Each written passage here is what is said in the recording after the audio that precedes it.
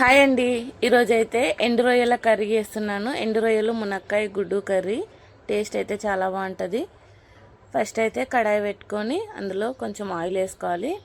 ఎండు రొయ్యల్ని మొత్తం క్లీన్ చేసుకొని కడిగేసుకొని ఆ ఆయిల్లో వేసుకొని ఫ్రై చేసుకోవాలి మంచిగా. ఫ్రై కాగానే అందులోనే ఒక 3 పెద్ద సైజు ఉల్లిగడ్డలు, ఒక 3-4 పచ్చిమిర్చి సన్నగా కట్ చేసుకొని అదే ఆయిల్లో వేసేసుకొని వేసుకోవాలి. మంచిగా వేసుకున్నాక కొంచెం పసుపు, కొంచెం అల్మిలియాడ్ వేసుకొని అది కూడా కొంచెం పచ్చివాసన వేదాకా వేసుకోవాలి. వేసుకొని నేను కొన్ని మునక్కాయలు తీసుకున్నాను. కొన్ని మునక్కాయలు అందులోనే వేసేసుకొని అది కొంచెం ఫ్రై కాగానే అందులోనే ఒక 2 టమాటాలు కట్ చేసుకొని వేసుకోవాలి. దాంట్లోనే కొంచెం కారం, కొంచెం ఉప్పు వేసుకొని కలిపేసుకొని సిమ్లో పెట్టుకోవాలి. మంచిగా టమాటా మెత్తగా ఉడికిపోయేదాకా మళ్ళీ ఒకసారి మంచిగా కలిపేసుకొని టమాటా ఉడికిందా లేదా చూసుకోవాలి. మంచిగా కలిపేసుకొని అందులో కొంచెం చింతపండు నీళ్ళు